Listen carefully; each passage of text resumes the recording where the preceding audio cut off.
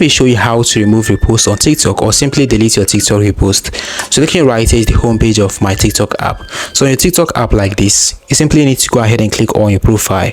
Once you do that, looking right here, you can see repost. You can see the repost icon right here. If you click on that, you'll be able to see the videos you've reposted so far. So right here, you just need to go ahead and go to the video that you want to remove. That is the repost that you want to remove. So let's say you go to this video like this. Just go to the video like this and then go ahead and click on the share icon, and you're going to be able to see delete repost. Looking right here, you can see delete repost.